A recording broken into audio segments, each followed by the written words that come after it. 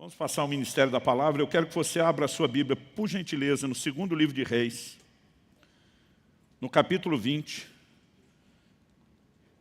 E nós vamos ler do versículo 1 até o 11. O texto sagrado diz: por esse tempo, Ezequias adoeceu de uma enfermidade mortal. O profeta Isaías, filho de Amós, foi visitá-lo e lhe disse: assim diz o Senhor, ponha em ordem a sua casa, porque você morrerá, você não vai escapar. Então Ezequias virou o rosto para a parede e orou ao Senhor, dizendo: ó Senhor, lembra-te de que andei diante de ti com fidelidade, com coração íntegro, e fiz o que era reto aos teus olhos. E Ezequias chorou amargamente. Antes que Isaías tivesse saído do pátio central, a palavra do Senhor veio a ele dizendo: volte e diga a Ezequias, príncipe do meu povo: assim diz o Senhor, o Deus de Davi seu pai, ouvi a sua oração e vi as suas lágrimas. Eis que eu vou curá-lo, e ao terceiro dia você subirá à casa do Senhor. Acrescentarei 15 anos à sua vida e livrarei das mãos do rei da Síria, tanto você quanto essa cidade. Defenderei essa cidade por amor de mim e por amor a Davi, meu servo. Isaías disse mais: peguem uma pasta de figos. Eles a pegaram e a puseram sobre a úlcera. E Ezequias recuperou a saúde. Ezequias perguntou a Isaías: qual será o sinal de que o Senhor me curará e de que ao terceiro dia subirei à casa do Senhor? Isaías respondeu: este é o sinal que você receberá do Senhor, para indicar que Ele cumprirá o que prometeu. Você quer que a sombra se adiante 10 graus? Ou que retroceda 10 graus? Ezequias respondeu: é fácil a sombra adiantar 10 graus, mas que não seja assim. Pelo contrário, que ela retroceda 10 graus. Então o profeta Isaías clamou ao Senhor, e ele fez retroceder 10 graus a sombra lançada pelo sol declinante no relógio de Acás. Meu Deus, nós suplicamos graça e favor do Senhor. A ação, a orientação e aquela aplicação personalizada que só o Teu Espírito, o Espírito da verdade, pode fazer. Declaramos nossa dependência no Senhor, na ação e na manifestação da Tua graça, para que, mais do que uma orientação, exortação e encorajamento, possa haver, de fato, resposta, possa haver alinhamento à Tua palavra e aos Teus princípios. Nós oramos em nome de Jesus. Amém. Amém. Bom, eu quero chamar a sua atenção especificamente, dentro de toda essa história, com todo o contexto, nós vamos avaliar, para a frase que já aparece no versículo 1. Ponha em ordem a sua casa. O tema da minha mensagem hoje é colocando a casa em ordem. Estamos falando a respeito de família e eu quero adiantar que a expressão casa aqui está relacionado às questões familiares. Obviamente, não se tratava da casa material, física, né? A Ezequias, como rei, não faltavam serventes e ajudantes para manter a ordem, a decoração do palácio. Não é disso que Deus está falando e acredito que nenhum de nós teria dúvida em relação a isso. No entanto, eu tenho visto muitas pessoas, muitos pregadores ao longo dos anos, tentar espiritualizar demais a frase ponha a sua casa em ordem. Tenho visto gente falar a respeito, né, do conceito de que isso significa estar pronto e preparado, espiritualmente falando, porque a morte se aproximava. Mas eu quero te mostrar que, na verdade, a vida de Ezequias, como alguém temente a Deus, era exemplar. Não é disso que Deus está falando. Tenho visto muita gente falar a respeito de põe a casa em ordem. Olha, um dos elementos que você precisa antes de chegar o dia da sua partida, é que não só a sua vida de fidelidade a Deus esteja em ordem, mas também a sua vida de serviço. Mas como a gente pode observar, olhando a vida de Ezequias, ele também, né, não teve muita coisa que a gente possa apresentar como deficiente nessa área de serviço. Ele foi um instrumento de avivamento para a sua geração. Eu quero que você comece já olhando comigo que essa declaração de Deus a respeito de casa está falando de família, né? É muito importante que a gente entenda isso. E eu entendo a reação de Ezequias, quando ele vira para a parede e chora ao ouvir o decreto de que sua morte era iminente. Um dia desse alguém me perguntou: pastor, qual a grande lição que o senhor acha que a pandemia nos deixou? Né? E eu falei para essa pessoa: eu creio que a maior lição que a gente pode destacar é a efemeridade, é quão passageira é a vida. A verdade é que todos nós estamos numa fila, aguardando a hora de partir. Ninguém sabe qual é a sua senha e nem o momento que será chamado. E talvez essa seja a única fila que nós seríamos gentios o suficiente para não disputar as primeiras vagas. E fica à vontade se quiser ir na minha frente, né? Mas a verdade é que é algo sobre o qual nós não temos controle. Eu imagino o Ezequias cheio de planos e de repente ele recebe a notícia. Acabou. Ele vira para a parede, ele ora e chora. Nas minhas contas, Ezequias tinha nessa ocasião 39 anos de idade. Uma conta que não é difícil a gente fazer. Porque em 2 Reis, capítulo 18, verso 2, a Bíblia diz que ele viveu 54 anos. E nós lemos que nesse dia ele recebeu 15 anos de bônus. Então você pega os 54 anos de idade que ele tinha quando morreu, subtrai os 15 anos de bônus que ele ganhou nesse dia, 39 anos. A gente ouve isso meio que de uma forma comum dos homens, e quando você está em torno dos 40, a sensação é agora que começamos a construir alguma coisa na vida. Ninguém está querendo partir aos 40. Quando ele vira para a parede e chora, é porque bateu o desespero. É alguém que está dizendo, eu não esperava que isso acontecesse agora ou dessa forma. Mas o que eu e você precisamos entender é que todos nós, justamente porque a Bíblia diz que a vida é como a erva, seca-se a erva, cai a sua flor, né? A vida é passageira, nós precisamos viver do início ao fim, né? Desde o momento do nosso encontro com Deus, ou aqueles que ainda não tiveram, têm que priorizar isso, nós precisamos viver prontos para a partida, que nós não sabemos quando é que vai acontecer. Estar pronto para partir, eu acredito, e eu gosto dessa expressão partir, que Paulo usa em Filipenses 1. Ele diz, eu desejo partir e estar com Cristo, o que é incomparavelmente melhor. Um dia alguém me perguntou, pastor, esse negócio, né, de muitas vezes o senhor falar partir para estar com Cristo, é tipo aquela história do corretor de seguro, que na hora de vender o seguro de vida não fala morrer, diz no caso de você faltar, né, para ser gentil, fala, olha, no meu ramo é melhor a gente tocar o terror do que ser gentil. Né? Para nós é melhor dizer, você vai morrer a qualquer momento e tem que estar pronto para encontrar com Deus do que amenizar. Mas é que na perspectiva do cristão, morte não é fim de existência. É apenas a passagem para nós que temos a esperança em Cristo, para algo muito melhor que nos aguarda.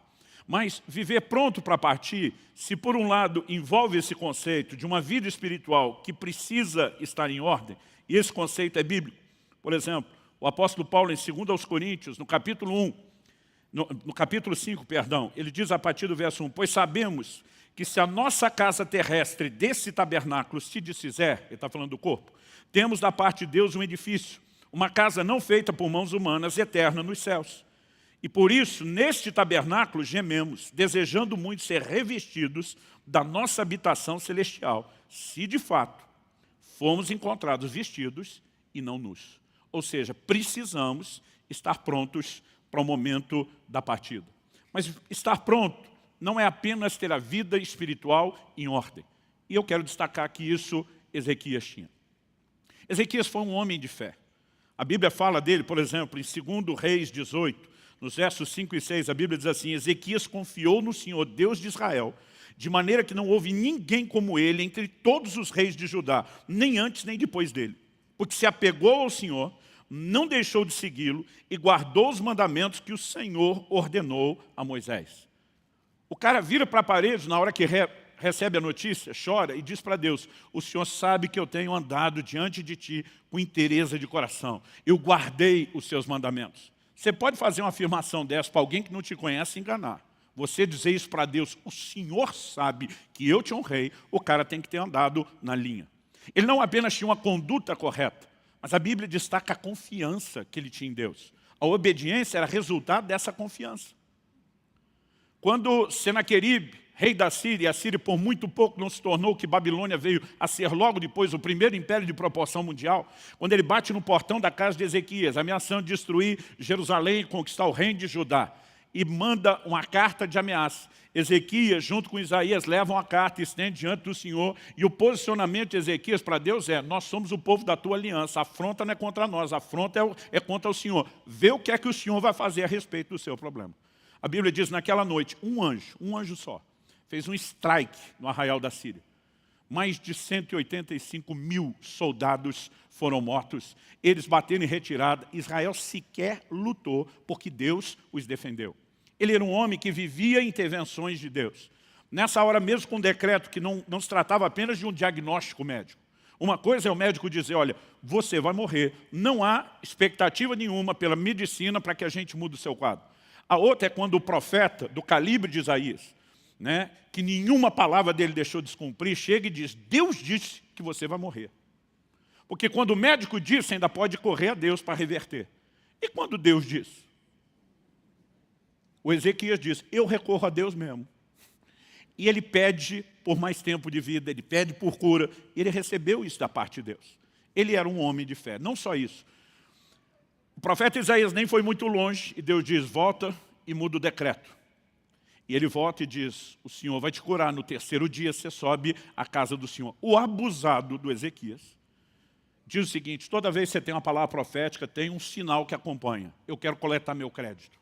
Qual o sinal de que essa palavra vai se cumprir? E Ezequias recebe de Isaías o que eu chamo uma proposta de sinal interativo. Ele diz, se você quer que a sombra do relógio de Acas avance 10 graus, tecle 1. Se você quer que retroceda, tecle 2. Está dizendo, é você que escolhe. E o abusado de Ezequias diz, avançar é fácil. Ainda que eu vá acelerar o tempo, avançar, a sombra acontece todo dia. Ele diz, eu quero é que retroceda. Agora pensa, ele já recebeu a palavra de que vai ser curado.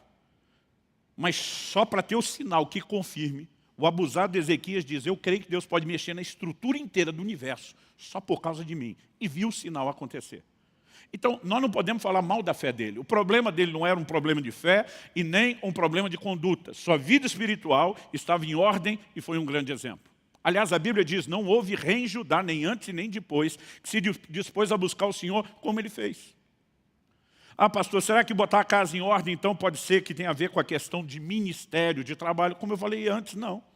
Ele foi um instrumento de avivamento na sua geração. Ele atrai uma geração que havia se distanciado de Deus, apostatado, se envolvido com a idolatria, e ele promove um grande mover de arrependimento e retorno para Deus. Ministerialmente, o cara estava também em alta.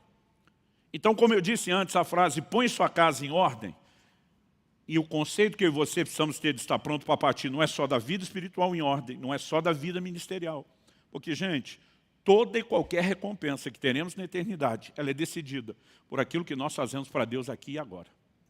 A única coisa que nos acompanha dessa vida são as nossas obras. Ninguém vai levar nenhum bem, ninguém vai levar nenhum recurso, né? Apocalipse 14:3 diz, bem-aventurados os que agora morrem no Senhor, para que descansem das suas obras, pois as suas obras os acompanham. Mas o conceito bíblico de estar pronto para partir não se limita só a uma vida espiritual em ordem, e é o que eu procurei fazer para Deus. A grande questão que nós encontramos nesse texto é que Deus está dizendo que nenhum de nós deveria partir sem deixar nossa casa em ordem. O legado familiar que eu e você deixaremos para trás é tão importante quanto essas questões de uma vida espiritual em ordem, de uma vida ministerial em ordem, é algo que deveria nos preocupar a ponto de nortearmos a nossa existência, né, por uma atenção especial a esse assunto. Então, ao reconhecer a necessidade de estar pronto para partir, eu quero chamar a sua atenção para que você possa programar todo o restante da sua existência, pensando naquilo que você vai deixar quando não estiver mais aqui. A partir do momento que nós entendemos isso, eu queria que a gente voltasse aqui para a história de Ezequias. Ezequias ouve essa sentença, esse decreto de morte. Ele não quer morrer, ele está novo, ele quer viver mais. E ele apela para a oração. E ele ora e Deus atende. E muitas vezes isso nos leva a um conceito equivocado, no mínimo incompleto de oração. Porque na cabeça de muito crente, a oração é o meio através do qual eu consigo de Deus aquilo que eu quero. Tem verdade nisso? Sim, só não tem toda a verdade. Porque se por um lado a oração também envolve eu conseguir de Deus aquilo que eu quero, em contrapartida também deveria ter, e de forma equilibrada, o entendimento de que a oração também é o meio através do qual Deus deveria conseguir de nós o que Ele quer. É o que nós aprendemos com Jesus orando no Getsemane. Ele diz, meu Pai, seja feita não a minha, mas a sua vontade. O ambiente de oração não é apenas o lugar onde pleiteamos diante de Deus o que queremos, mas também procuramos entender e entregar a Deus aquilo que Ele quer. Agora, Ezequias pediu a Deus o que ele queria, viver mais. Deus ouviu, atendeu, o curou e lhe deu mais 15 anos de bônus. Mas a pergunta é, Ezequias entregou a Deus o que Deus lhe pediu? E a verdade é que não. Antes de mudar o decreto, dizendo que você vai ser curado, tem mais 15 anos, Deus já está dizendo, presta atenção à sua casa. Coloca sua casa em ordem. A partir do momento que ele foi curado e conseguiu de Deus o que queria, ele não deu a Deus o que Deus pediu. Ele não colocou sua casa em ordem. Segundo Crônicas, capítulo 32, nos diz no verso 25, que Ezequias adoeceu de uma enfermidade mortal, foi curado. Mas o texto termina dizendo assim: Ezequias, no entanto, não correspondeu ao benefício que o Senhor lhe fez. Ele não atendeu nem o comando de Deus e nem correspondeu ao benefício que Deus havia feito, porque ele não coloca sua casa em ordem. O resultado é trágico. Porque se a geração de Ezequias foi uma geração que viveu um intenso avivamento para Deus, a geração seguinte, liderada por Manassés, filho e sucessor de Ezequias, é a geração que conseguiu o maior nível, o maior índice de apostasia que a nação de Israel jamais havia alcançado. A coisa se torna tão séria na próxima geração que em Jeremias, no capítulo 15, no versículo 4, nós vemos Deus responsabilizando o juízo de uma geração inteira, e Deus responsabiliza uma única pessoa, um dos raros casos na Bíblia, onde você vai ver o destino de uma geração sendo relacionado a decisões de uma pessoa. Jeremias 15, 4. Jeremias, que profetizou mais juízo do que qualquer outra coisa, porque aquela geração não se arrependia dos seus pecados. Ele fala da parte de Deus: farei deles um objeto de espanto para todos os reinos da terra, por causa de tudo que Manassés, filho de Ezequias, rei de Judá, fez em Jerusalém. Daqui a pouco nós vamos dar uma olhadinha no Manassés, mas eu posso te garantir e adiantar que ele foi o mais endemoniado de todos os reis que já se assentaram no trono da linhagem de Davi. A geração que mais se distanciou de Deus e que mais afrontou o Senhor foi a geração de Manassés. Agora, sabe o que é pior? A Bíblia diz, como vamos ler daqui a pouco, que Manassés começou a reinar aos 12 anos de idade. Por que ele começou a reinar e sentou-se ao trono aos 12? Porque foi quando seu pai faleceu. E se ele tinha 12 anos de idade quando seu pai faleceu, e seu pai ganhou de Deus na ocasião em que foi curado 15 anos de bônus, quando é que Manassés foi gerado? Durante os 15 anos de bônus. Ou seja, se não fosse para colocar a casa em ordem, era melhor nem ter vivido aqueles 15 anos. Era melhor ter partido mais cedo do que deixar o estrago que ele deixou para trás. E eu e você precisamos nos questionar o que é mais importante. E não estou dizendo que ter recebido de Deus cura e longevidade, mais 15 anos de vida, não seja algo bom. Mas muitas vezes nós estamos buscando algumas coisas que entendemos ser boas, mas não avaliamos o que é mais importante, o que merece uma atenção maior ainda. Então não estou falando contra cura ou longevidade. No Salmo 103, o salmista diz: bendize a minha alma ao Senhor e não se esqueça de nenhum só dos seus benefícios. E diz: é Ele quem perdoa as tuas iniquidades. Esse é um benefício, mas não é o único. E diz: é Ele quem sara as tuas enfermidades. É Ele quem redime a tua vida da cova. É Ele quem te coroa de graça e de benignidade. Então, nós precisamos entender que ser curado e receber longevidade, né, ser redimido da cova, são bênçãos de Deus. No entanto, nós precisamos avaliar aquilo que é mais importante. Porque mais importante do que ser curado de uma enfermidade mortal e viver mais, é o que nós deixamos para trás. E se Deus já está dizendo, presta atenção no que está rolando agora, como que o Ezequias conseguiu deixar a situação pior depois do que já estava antes? O problema não foi ter sido curado. O erro não foi ter ganhado mais 15 anos de idade. O erro foi, apesar de tudo isso, não ter dado a atenção que deveria à sua casa. E aqui, eu e você precisamos entender e compreender algo que acredito ser importante demais. Para mim, o grande erro de Ezequias foi não entender um elemento que é forte na nossa fé, chamado continuidade geracional. Talvez esse pudesse ser também um bom tema para a mensagem. Continuidade geracional. A Bíblia diz que os patriarcas, a quem Deus fez as primeiras promessas a respeito do reino de Deus, eles morreram na fé, saudando as promessas de longe. Eles não viriam nas suas gerações o cumprimento da promessa, porque o plano de Deus é multigeracional. E Deus não quer que ninguém viva em função só do seu relacionamento com Deus, no seu momento e na sua geração, mas Deus quer que haja em nós uma visão e uma perspectiva de continuidade. E acredito que esse foi o grande erro de Ezequias, não entender a continuidade geracional. Vamos voltar lá em 2 Reis, capítulo 20. 2 Reis, capítulo 20. E agora vamos ler a partir do versículo 12. A gente leu até o 11, que é quando ele recebe o sinal da sombra no relógio de Acás. O 12, continuando o assunto, diz: nesse tempo, no tempo da sua cura, nesse tempo, Merodach-Baladã, filho de Baladã, rei da Babilônia, enviou cartas e um presente a Ezequias, porque soube que ele havia estado doente. Ezequias recebeu bem os mensageiros e lhes mostrou toda a casa do seu tesouro, a prata, o ouro, as especiarias, os óleos finos, o seu arsenal e tudo o que havia nos seus tesouros. Não houve nada em seu palácio, nem todo o seu domínio que Ezequias não lhes mostrasse. Vamos fazer uma pausa aqui. Alguns anos atrás, na época em que os memes ainda vinham por e-mail, antes da era WhatsApp, eu recebi um e-mail de um amigo desses gaiatos, engraçado, brincalhão, intitulado Manias de Pobre. E quando eu comecei a ler a lista, que era todo numerado, eu ria, porque tudo estava na lista. Eram coisas que eu tinha praticado intensamente. É lógico que nós estamos falando de uma outra geração. Então aquele negócio de botar bombril na antena da televisão para melhorar o sinal, lamber a tampa do iogurte para não desperdiçar nada, né? Eu ia lendo aquilo tudo e rindo. E uma das coisas que estava na lista, lá dizia, mostrar a casa para as visitas. Eu falei, isso eu já fiz, mas dizer que isso limita só a nós crescermos com a vida mais simples, eu me recuso a concordar.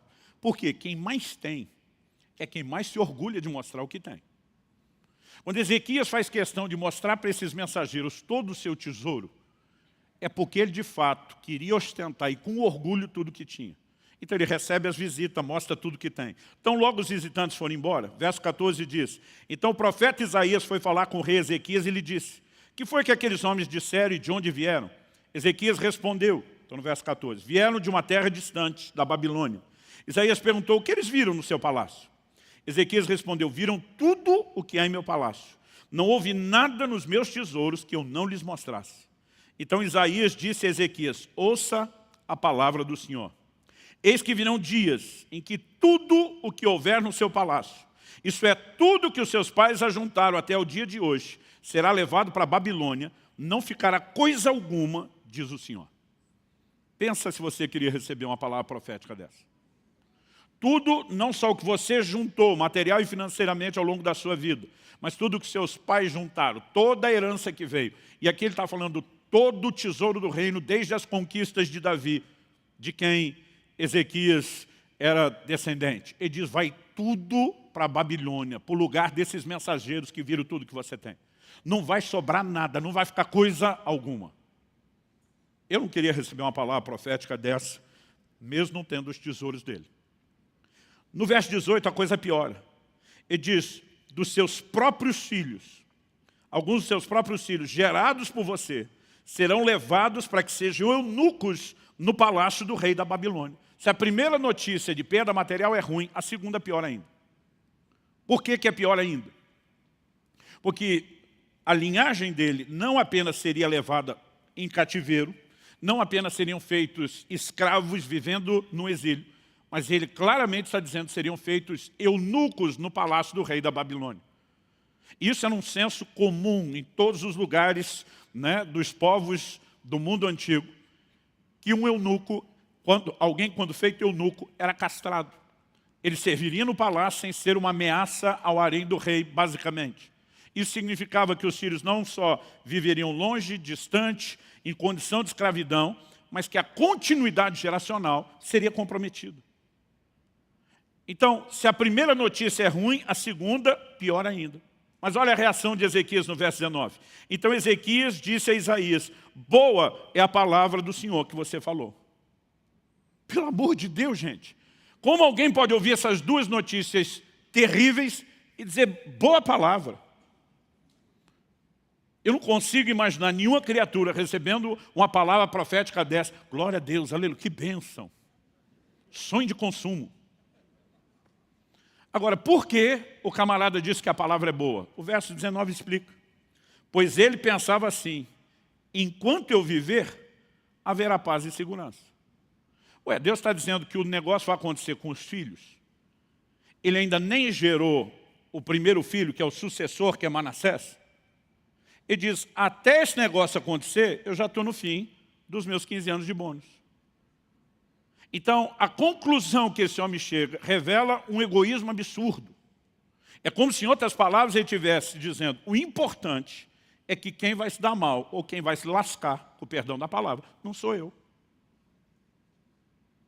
Então, ele é indiferente ao estrago que acontecerá na próxima geração, porque o importante é que ele estivesse bem na história. Aqui nós estamos falando de um homem de fé, um homem de caráter e de princípios, um homem de realizações no reino de Deus, mas que estava, com o perdão da palavra, se lixando para a próxima geração. E acredite, em 30 anos de ministério, eu tenho conhecido muitos homens de fé, homens de avivamento, e que não estão levando a sério a continuidade geracional, né? Não estão cuidando sequer da sua casa. E Deus está dizendo que está pronto para partir. Não é apenas você ter a sua fé com Deus em ordem ou o seu trabalho. Nós precisamos ter olhos para a próxima geração. Quem está entendendo, diga amém. Quando nós começamos a pensar um modelo de continuidade geracional, nós precisamos voltar lá aos primórdios de toda a ação de Deus. Por exemplo, quando Deus faz uma aliança com Abraão e diz, em ti serão benditas todas as famílias da terra. Paulo, escrevendo aos Gálatas, diz que Deus pré-anunciou o evangelho que seria pregado aos gentios a Abraão. Deus está dizendo, eu não quero abençoar só você, eu quero fazer algo em você e na sua linhagem para que isso transborde para a terra inteira. Mas se você olhar Gênesis capítulo 18, verso 19, se puder me acompanhe, Gênesis capítulo 18, versículo 19. Olha o que Deus fala sobre Abraão. Deus diz assim, porque eu o escolhi para que ordene aos seus filhos e à sua casa depois dele, a fim de que guardem o caminho do Senhor, pratiquem a justiça e o juízo, para que o Senhor faça vir sobre Abraão o que lhe prometeu. Deus está dizendo, eu fiz uma promessa, de que em ti serão benditas todas as famílias da terra. Mas Abraão, vamos deixar claro uma coisa? Eu escolhi você para que você ordene sua casa, seus filhos depois de você, que guardem o caminho do Senhor, que pratiquem a justiça e o juízo, porque essa é a única forma de que aquilo que eu prometi sobre você se cumpra e se torne realidade. Se você não estiver focado na preparação das próximas gerações, não adianta ter uma promessa. Cada geração precisa entender que o grande propósito de Deus para ela não é apenas o que ela vai experimentar em Deus nos seus dias, mas é o que ela está construindo para as próximas gerações. Eu estava conversando esses dias com um outro pastor amigo, e ele falou de uma frase que ele ouviu ou leu recentemente que o deixou em choque. Ele diz, nós estamos a uma geração da apostasia e da extinção da nossa fé. A uma geração.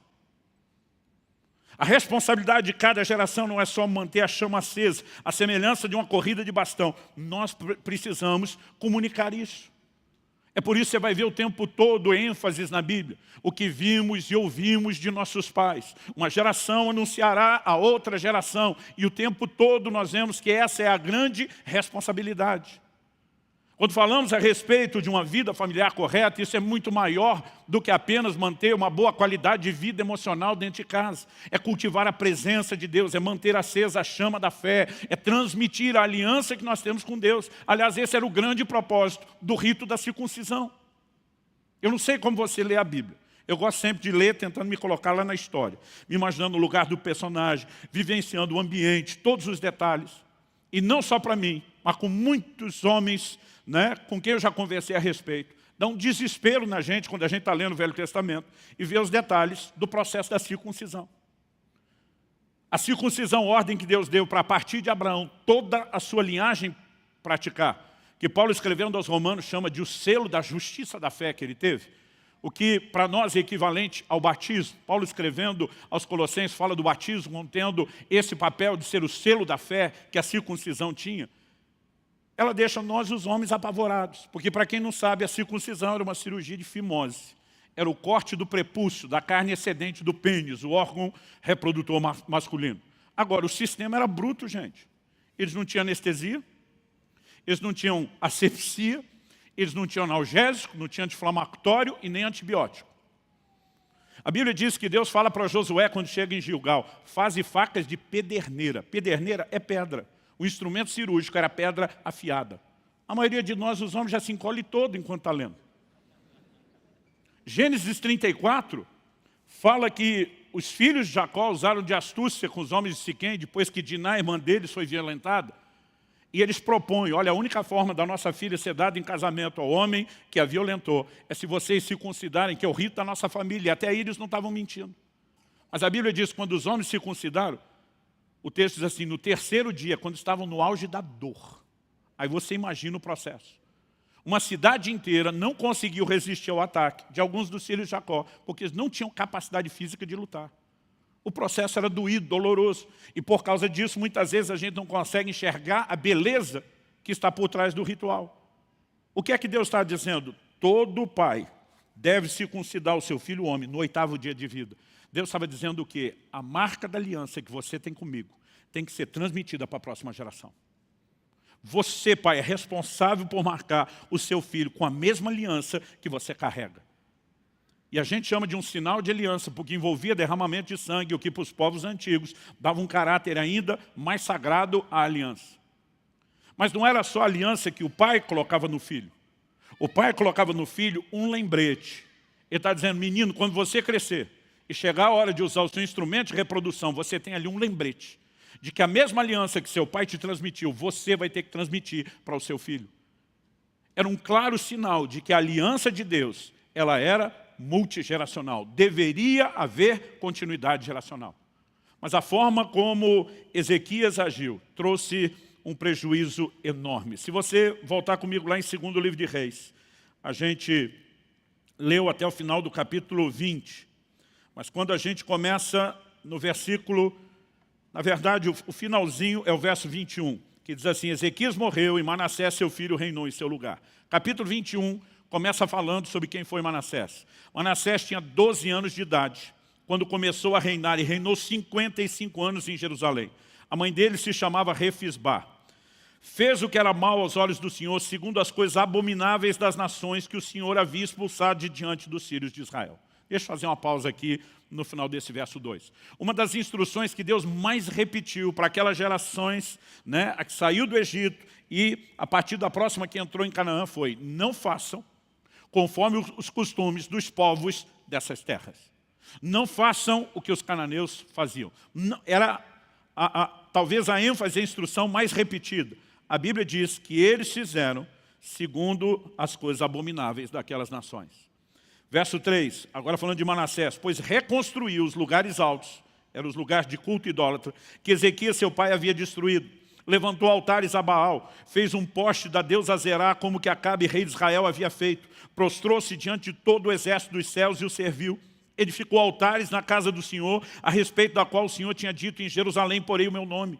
Também edificou altares a todo o exército dos céus, nos 2 átrios da casa do Senhor. Queimou seu filho em sacrifício, adivinhava pelas nuvens, era agoureiro e tratava com médiuns e feiticeiros, e fazia continuamente o que era mal aos olhos do Senhor, para o provocar a ira. Também pegou a imagem de escultura da deusa Zerade que ele tinha feito e a colocou no templo, a respeito do qual o Senhor tinha dito a Davi, seu filho Salomão, neste templo e em Jerusalém, que escolhi de todas as tribos de Israel, porei o meu nome para sempre. E não farei com que os pés de Israel andem errantes, longe da terra que dei aos seus pais, desde que eles tenham cuidado de fazer segundo tudo que lhes tenho mandado, e conforme toda a lei que Moisés, meu servo, lhes ordenou. Eles, porém, não ouviram. E o verso 9 diz, Manassés, de tal modo os levou a andar errantes, que fizeram pior do que as nações que o Senhor tinha destruído de diante dos filhos de Israel. Essa geração não apenas faz o que os cananeus fizeram, eles conseguem a façanha de fazer pior. Ou seja, se a geração de Ezequias viveu um avivamento divino, a geração de Manassés, a seguinte, viveu um avivamento maligno. Aliás, raramente você verá na Bíblia ou na história um avivamento que dura mais do que uma geração.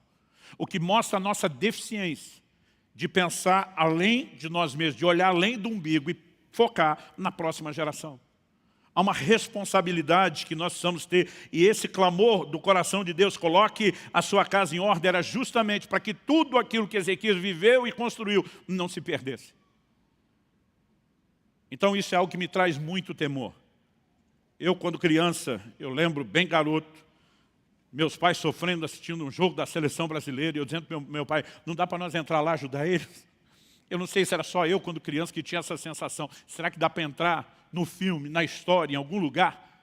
Agora, eu vou te dizer, se eu pudesse entrar nessa história de Ezequias, era para agarrar esse cara pelo pescoço. Como que alguém ouve o que vai acontecer com os filhos e diz boa palavra?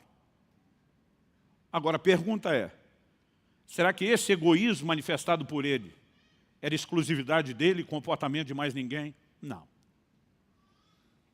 Em 30 anos de ministério, eu já vi muita gente que, em nome do sucesso da sua carreira profissional, atropelou o casamento e os filhos. Ele estava mais preocupado em se dar bem no final da história do que pensar na sua casa. Eu tenho conhecido muitos pastores e líderes que, a semelhança de Ezequias, também foram homens de fé e de avivamento, mas que, em nome do sucesso ministerial, sacrificaram a sua casa.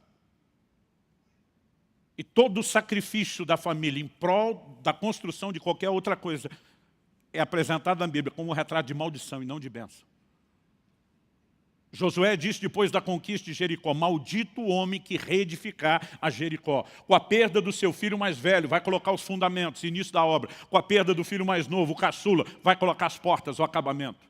Você vai ler depois em 1 Reis 16:34, em seus dias, Iel, o betelita, reconstruiu Jericó. A Bíblia diz, com a perda do seu filho mais velho, colocou os fundamentos. Com a perda do caçula, colocou as portas.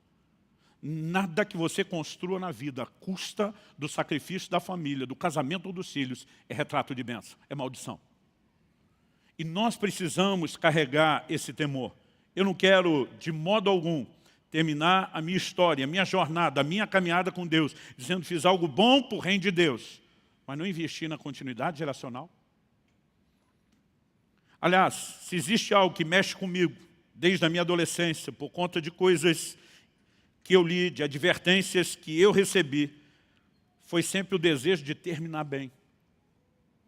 Gente, algumas estatísticas dizem, estou falando agora de ministros do Evangelho. A estatística foi levantada nos Estados Unidos, mas não é muito diferente no resto do mundo. Tem variações para mais e para menos, dependendo dos lugares. Cerca de 80% dos ministros não terminam bem suas carreiras. Não estou dizendo que terminaram desviado, mas arranhado em algum lugar, né, a sua história de integridade, em alguma área. Houve uma época em que minha briga era ser parte dos 20%. Hoje tem sido mudar essa estatística dos 80%. E um camarada que sempre me inspirou quando eu pensava nesse modelo de integridade foi o profeta Samuel. Em 1 Samuel, no capítulo 12, a Bíblia nos mostra a maneira como ele termina a sua carreira. Ele se coloca diante do povo. Não estamos falando de um político prestando conta de 4 anos de mandato. Ele diz, minha vida tem estado diante de vocês desde a minha juventude até a minha velhice, uma vida inteira. Ele diz, eu quero que qualquer um de vocês se levante para dizer quando foi que eu fui injusto contra alguém aqui. Ele foi juiz, o último dos juízes de Israel. Julgou a nação durante uma vida inteira. O povo responde, você nunca foi injusto com nenhum de nós. Ele diz, no versículo 3, eis-me aqui, testemunhe contra mim, diante do Senhor e diante do seu ungido, de quem tomei o boi, de quem tomei o jumento, a quem enganei, a quem oprimi, das mãos de quem aceitei suborno para encobrir com ele os meus olhos. Falem e eu restituirei. Verso 4 diz, então responderam, você não nos defraudou, nem nos oprimiu, nem tomou coisa alguma das mãos de ninguém. Ele não contente, ainda diz, o Senhor é testemunha contra vocês e também o seu ungido é testemunha hoje de que vocês não encontraram nada nas minhas mãos. O povo confirmou, Deus é testemunha. Tipo, ninguém aqui está de brincadeira. Eu dizia, Deus, eu quero terminar que nem Samuel. Eu preciso terminar bem como Samuel. Mas quando Deus começou a falar comigo a respeito dessa questão de continuidade geracional, eu vi algo sobre Samuel que me fez mudar minha oração. E eu quero que você me acompanhe no capítulo 8, onde nós vamos terminar. Capítulo 8, verso 1 diz, quando Samuel ficou velho, constituiu seus filhos por juízes sobre Israel. O primogênito se chamava Joel e o segundo se chamava Abias. Eles foram juízes em Berseba. Porém, os filhos de Samuel não andaram pelos caminhos dele. Ao contrário, inclinaram-se à avareza, aceitaram suborno e perverteram o direito. Verso 4 diz, então, todos os anciãos de Israel se congregaram e foram falar com Samuel em Ramá. Quando você olha para os tempos antigos, os anciãos sentavam às portas da cidade, os que julgavam, os que tinham autoridade. Todos os anciãos de Israel, da nação. Em alguns lugares hoje chamaríamos isso de uma Assembleia Geral Extraordinária, para resolver um problema sério. Eles vão até Samuel e disseram, verso 5, veja, você está ficando velho. Na tradução da Bíblia, na linguagem de hoje, do pastor Luciano Subirá, versão mineira, diz que eles falam assim, você está mais para lá do que para cá. Você está ficando velho e os seus filhos não andam pelos seus caminhos. Por isso, queremos agora que você nos constitua um rei para que nos governe, como acontece em todas as nações. Mas Samuel não gostou dessa palavra quando disseram, dê-nos um rei para que nos governe. Então Samuel orou ao Senhor, e o Senhor disse a Samuel, atenda a voz do povo em tudo que lhe pede, porque não foi a você que rejeitaram, mas a mim, para que eu não reine sobre eles. Durante muito tempo, eu não pensava dessa forma, mas o que eu imaginava, na maneira que eu vou explicar hoje, né, porque na época eu não percebia que era isso, é que Samuel e Deus estão numa disputa de mimimi, quem é o mais rejeitado. Samuel vai, não é nem para oração, é para choração. Pois é, Deus, estão aí me rejeitando, agora querem um rei. Deus diz, pior do que você, eu fui mais rejeitado nessa história. Não é isso que está acontecendo. Ninguém rejeitou Samuel. A prova é que ele vai até a sua velhice, mas ele já está para morrer. Então imagina nas entrelinhas, esse povo está dizendo para ele, véi, no caso era velho mesmo, né? Véi, se tu vivesse mais 100 anos, a gente estava fechado contigo mais 100 anos. Se vivesse mais 200, a gente estava fechado mais 200. Você foi um homem íntegro, ninguém tem o que falar. Nenhuma das suas palavras caíram por terra. Deus estava contigo. Ninguém quer abrir mão disso. Mas o problema é que você já está partindo. E você largou uma bucha, um enorme de um problema para nós. Porque os seus filhos que você está colocando como seus sucessores não andam nos seus caminhos. Eles não são uma continuidade daquilo que você foi. Eles nem sequer te representam. Se eles fossem como você, nós aceitaríamos eles como te aceitamos. Mas do jeito que você está deixando essas crias, não dá para engolir. Ele diz, então nós preferimos ter um rei como as outras nações têm. Nós queremos que haja regras do reino. E Samuel, antes de estabelecer Saul, ele começa a falar a respeito das regras do reino, porque essa era a reclamação. Aí, enquanto Samuel está chorando diante de Deus, me rejeitaram, Deus está olhando para ele e dizer, cabeção, você acha que o prejuízo é seu? Porque sua continuidade geracional não vai estar no governo? Deus diz, o prejuízo é meu. Quem está perdendo sou eu. Estou perdendo uma geração que não ouvirá minha voz, porque você não preparou os seus filhos para liderarem o meu povo para me obedecer. E eu e você precisamos entender que, no final das contas, lucro ou prejuízo tem mais a ver com aquilo que nós deixamos do que com aquilo que nós fizemos. Eu creio que é por isso que o apóstolo Pedro diz na sua primeiro capítulo da sua segunda epístola, ele diz que ele se esforçava para que mesmo depois da sua partida, ele continuasse frutificando. Nós precisamos pensar em continuidade, isso não é só lembrança do que fizemos. Começa pela nossa casa, começa pelos nossos filhos. Nós temos a responsabilidade de transmitir a chama da fé, uma aliança com Deus, paixão, né, pelo Senhor ao coração da próxima geração. Quem está entendendo, diga amém. Então, na hora que eu e você partimos, o maior sucesso não diz respeito ao que eu e você construímos, mas aquilo que nós deixamos, principalmente não só em termos da nossa fé, mas da continuidade da nossa fé nos nossos familiares. Não é um assunto que nós possamos ignorar. E eu não estou aqui para te apontar o dedo ou jogar pedra em você. Se essa é uma área que você tem tropeçado e falhado, encontre nisso uma oportunidade de corresponder com Deus, de se arrepender e de se alinhar. Levar os filhos a Cristo é a maior missão de todo e qualquer pai. A Bíblia diz, pais, criem os vossos filhos na admoestação do Senhor. Nós precisamos levá-los a viver a fé. Tem pai que depois que os filhos crescem e estão distantes, outro dia um reclamou comigo, Deus não cumpriu sua palavra. Falei, como é que é? Não está lá em Provérbios 22:6, ensina a criança o caminho que deve andar, e até quando for velho não desviará, o meu desviou. Aí eu citei para ele uma frase que eu ouvi outro dia do pastor Ricardo Vasconcelos, do Família de Sucesso. Quando lançamos nosso livro Como Flechas, eu lembro que ele falou isso numa live, eu fui até pesquisar, eu nunca tinha reparado. Ele falou, Luciano, você percebeu que a Bíblia diz, ensine a criança no caminho, e não ensine o caminho? Tem muito pai só apontando, o caminho é aquele, ele anda lá, mas ele mesmo não anda. Como é que você espera que seu filho viva aquilo que nem você vive? Não existe nada mais importante do que levarmos a nossa continuidade geracional a servir ao Senhor. Quem está entendendo, diga amém. Agora, se você errou, tem que existir a disposição de buscar estabelecer consertos, de buscar reverter o quadro. Pastor, eu não sou perfeito, nenhum de nós é. Pastor, eu não sabia tudo, nenhum de nós sabe. Mas a questão é que alguns de nós usamos os recursos divinos e outros não. Eu já falei várias vezes aqui, meu pai cresceu num lar completamente desestruturado. Ele não teve modelo e referência nenhuma. E hoje, quando eu olho para trás, eu vejo que meu pai falhou em questões que eram básicas. Mas sabe onde ele ganhava terreno? No joelho. O tempo todo ele estava diante de Deus dizendo, eu não sei como fazer, eu nunca vi um modelo funcional de perto, eu preciso da ajuda dos céus. Eu preciso que o Senhor haja no coração de meus filhos. A gente ouvia ele o tempo todo dizendo, eu não gerei filho para o pecado, eu não gerei filho para o mundo, eu não gerei filho para o diabo e nem para o inferno. Eu gerei filhos para Deus. E ele lutava continuamente diante do Senhor. E a gente via mesmo em situações onde talvez ele não soube como lidar, a graça de Deus se manifestando, o sobrenatural interferindo. E eu quero te dizer, ainda dá tempo de lutar pela sua casa. Porque se Manassés foi o mais endemoniado de todos os reis, algo que nós não podemos esquecer, quando você termina a história de Manassés, é que esse camarada acaba se arrependendo e se voltando para Deus. E se Manassés teve chance e oportunidade, não diga você que o caso dos seus filhos ou netos são perdidos. O que muitas vezes está nos faltando é lutar e batalhar devidamente por eles em oração. E eu queria que você ficasse em pé e a gente pudesse terminar com o tempo de oração.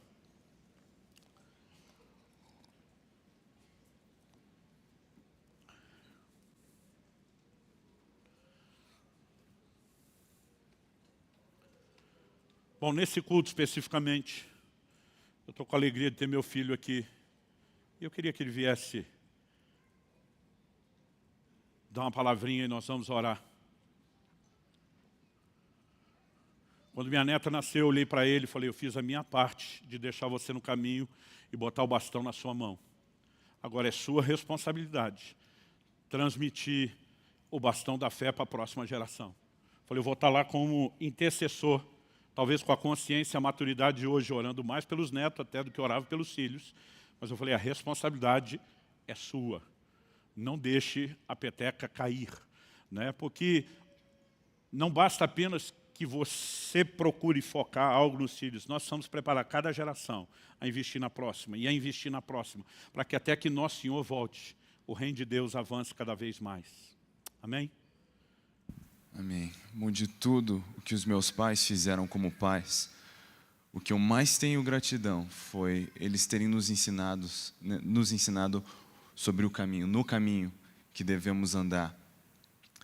Eu acredito e eu sinto de compartilhar isso, que o que fez isso para mim, eu sei que para minha irmã também, não foi só eles terem nos ensinado que nós devíamos ler a Bíblia. Porque eles terem nos ensinado que nós devíamos, nos ajudou com aquilo naquela época. Mas para nós ver como eles liam a Bíblia.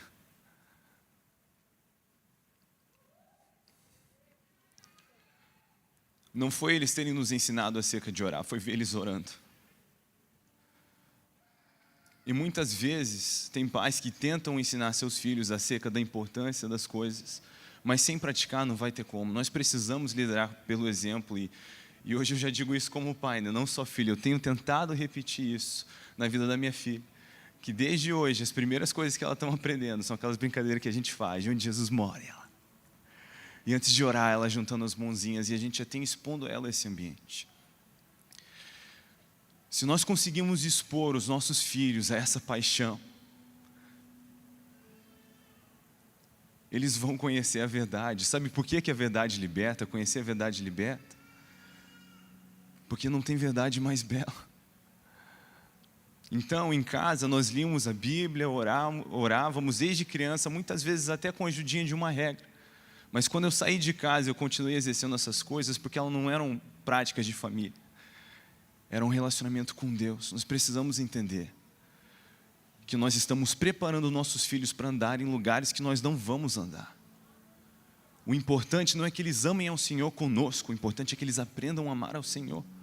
Em Deuteronômio 6, nós temos esse mandamento importantíssimo que depois Jesus fez como referência do mandamento mais importante. E além de ensinar, né, o Senhor como andar, que amássemos Ele de todo o coração, alma e força, Ele falou, né, ensine isso aos seus filhos, quando eles se acordarem, quando eles forem dormir. Diante do noivo, ninguém pode ter uma lanterna acesa com óleo emprestado. Nós temos essa responsabilidade individual e precisamos preparar nossos filhos para isso. O meu motivo de maior gratidão, Pai, foi o seu ensino e o seu exemplo. Meu maior gratidão, Mãe, o seu ensino e o seu exemplo. Eu não sei quantas vezes, mesmo quando o papai viajava e estava fora, eu vinha conversar com você e você falava para mim, explicava sobre o que ele estava fazendo. Comparava ele com o que eu estava assistindo nos Storykeepers, o desenho da igreja, falava do apóstolo Paulo e eu pensava, uau, papai é meu herói. Eu não sei quantas vezes a gente abriu a porta do quarto, eu lembro disso tantas vezes, ver você lendo a Bíblia e chorando. E às vezes criança perguntar, está tudo bem? E você dizia sim, Deus só está falando comigo aqui. Esse exemplo foi demais. Você vai observar mesmo em Josué, agora conduzindo o povo. Antes disso, você vê que ele sempre estava com Moisés, antes mesmo de ser escolhido como aquele sucessor, ele já estava seguindo Moisés. Mas quando ele é o líder, você vai ver o tempo inteiro Josué dizendo como Moisés dizia, como Moisés fazia. E eu queria trazer esse lembrete prático de que nós precisamos liderar pelo exemplo. Porque o que mais machuca, e na minha experiência, mesmo fora do Brasil e aqui, quando eu vejo pessoas afastadas, sem brincadeira, assim, mais da metade do tempo, foi ser machucado com hipocrisia. Meus pais diziam isso, faziam a gente fazer isso, mas não viviam isso. Nós precisamos dar esse exemplo. Isso é chamativo, é convidativo. E foi o que eu acredito que mais, desde criança, chamou a minha atenção para querer seguir ao Senhor. E nós precisamos lembrar de outra coisa. É importante que a gente exponha os nossos filhos às lutas. Muitas vezes a gente quer poupar eles das dores, mas a gente precisa expor ele às lutas. Porque as lutas que nós enfrentamos e com Deus vencemos são os monumentos que eles vão ter. Várias vezes os meus pais sentavam conosco e diziam, olha, nós estamos passando por isso, temos esse desafio, mas nós vamos ver o Senhor agir. E a gente orava como família, adivinha só, nós vimos o Senhor agir. E isso foi encorajando, alimentando a minha fé. Nós precisamos ter discernimento de entender esses momentos. Eu lembro de uma vez que minha irmã machucou o dedo, eu, acostumado com aquele ambiente que nós fazíamos, eu orei por ela, o dedo dela foi curado. E várias vezes, quando aparecia um desafio, os meus pais me lembravam, você não lembra de quando você orou pela sua irmã e o dedo dela foi curado? Você não lembra de quando você pediu para Deus um videogame e Ele te deu? E isso foi reafirmando a minha fé de novo e de novo. Mais do que qualquer coisa que eu experimentei em conferência ou na igreja, foi o evangelho que nós vivemos em casa. Não por ser a família do pastor, mas por ser uma família que segue a Jesus. E voltando nessa questão da coerência, do exemplo e da autoridade, porque você presta atenção, as multidões, elas surtavam com o ensino de Jesus, porque ele falava como alguém que tinha autoridade, sem hipocrisia, não era como os escribas, como os fariseus, alguns dos escribas. Ele ensinava com autoridade, porque ele vivia tudo o que ele estava falando. Ele só falava o que ele via o pai falar. Ele só fazia o que ele via o pai fazer. Meu pai muitas vezes sentou comigo e falou, filho, você não pode fazer isso, porque a Bíblia diz isso. Mas essa não foi a única experiência que eu tive. Eu me lembro de diversas vezes que meu pai se sentou comigo e falou, filho, eu preciso te pedir perdão. Por que eu fiz isso? E a Bíblia diz que eu não devo fazer isso dessa maneira. E se nós vivemos assim, e amamos ao Senhor de todo o coração, e expomos os nossos filhos a isso, isso vai ser contagiante. Nós precisamos preparar eles para andar em lugares que nós não vamos andar. A gente precisa ensinar eles não a amar ao Senhor conosco, mas ensiná-los a amar ao Senhor, para que um dia, quando eles estejam distantes, longe de nossas casas, eles continuem fazendo isso. Por que tanta gente desvia com 18 anos ao sair de casa? Porque estava queimando com óleo emprestado. E é isso que nós precisamos transmitir aos nossos filhos. Para que, trabalhando com todo amor e intensidade, se não testemunharmos com os nossos próprios olhos o retorno do Rei, vamos preparar os nossos filhos para testemunhar esse retorno. Se não ver esse retorno, para preparar os seus filhos para ver a volta do Senhor Jesus, até que Ele venha. Precisamos amá-lo de todo o coração, ensinar os nossos filhos a fazer o mesmo. Com toda energia, toda intensidade, até a última flecha. Porque não tem outro motivo para estarmos aqui senão esse. Essa tem que ser a prioridade de nossas vidas. E eu quero lembrar isso para você hoje, pai, como filho.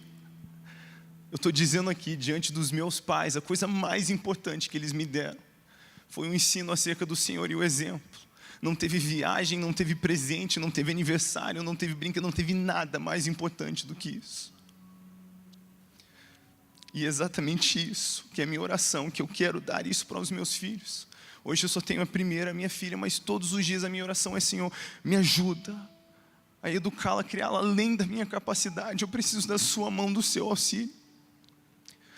Porque eu não estou só, meus filhos são flechas, eu estou preparando eles, eu já digo eles plural, pensando nos que a gente vai ter, né? Tem a primeira. Mas essa é a minha visão, de preparar os meus filhos para o reino. Eles são guerreiros, eles vão ser enviados. E eu sei que eles vão caminhar em dias mais difíceis do que os meus dias. Né? Moisés preparou um Josué para andar em lugares que ele não ia andar. Nós precisamos entender isso. E com o auxílio de Deus, preparar os nossos filhos para amar e servir ao Senhor, em mesmo lugares que nós não vamos caminhar. Você recebe essa palavra?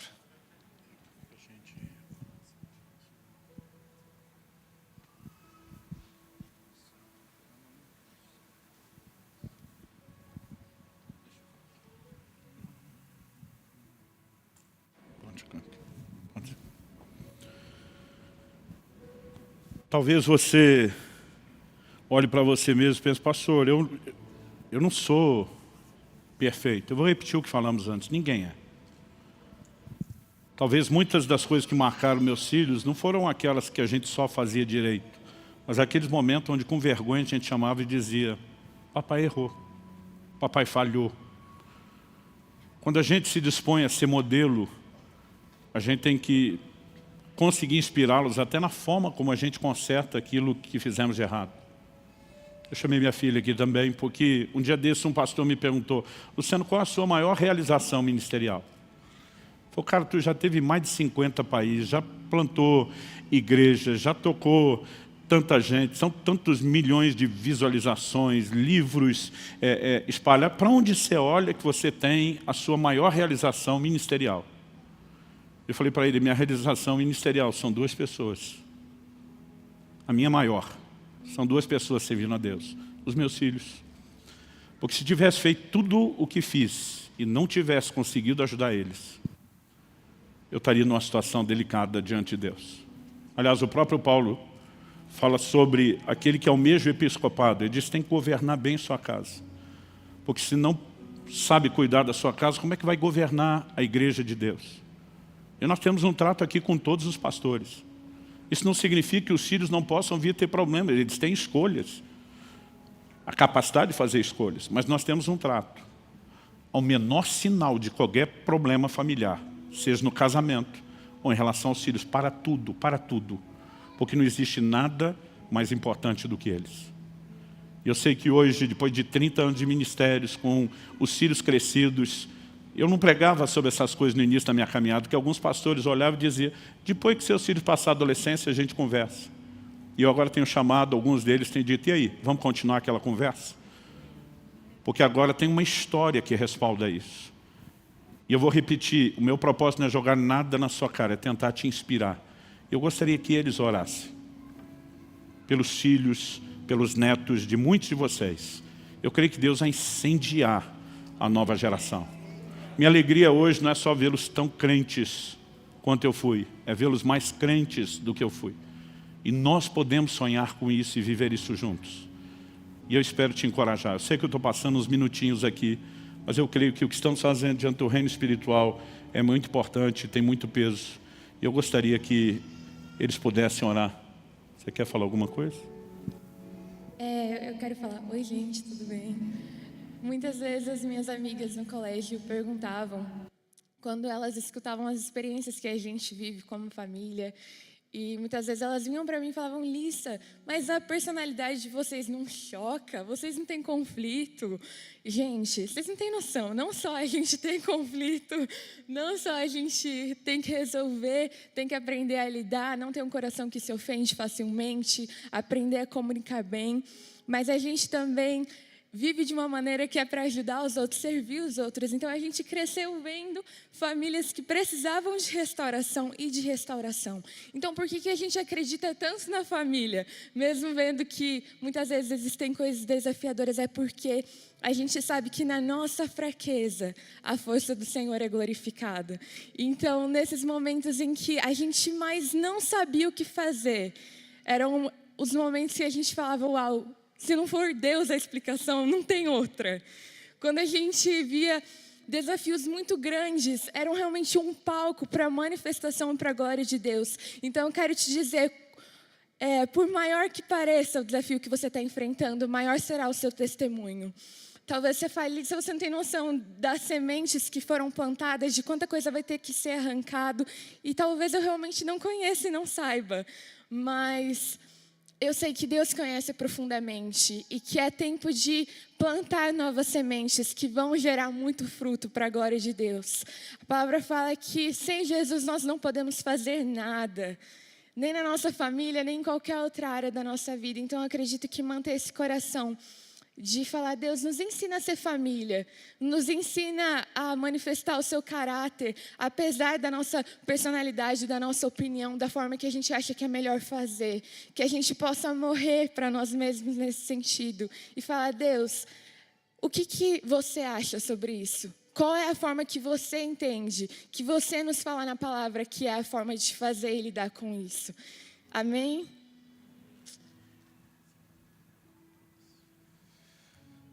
Senhor, nós te agradecemos pela sua voz que nos conduz, a tua mão que nos guia, nos protege. Pai, nessa manhã nós te pedimos que o Senhor nos ajude, o Senhor nos dê força como pais, a transmitir a verdade do teu evangelho aos nossos filhos, que eles possam viver te amando em primeiro lugar e amando o seu próximo, a obedecer os seus mandamentos, a sua grande comissão. Senhor, nos dá graça nessa manhã para todos aqueles que têm sentido que eles não têm o que é suficiente para transmitir aos seus filhos.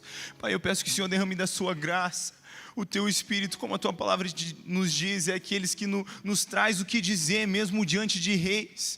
Nós pedimos da mesma sabedoria para educar e criar os nossos filhos, que mesmo quando a gente não sabe como fazer, a sua mão e a sua graça estejam sobre nós e nos ajude a fazer isso da melhor maneira e da maneira mais eficaz, mesmo quando nós não conseguimos ver os dias, os lugares que eles irão caminhar, o Senhor já sabe exatamente pelo que eles vão passar.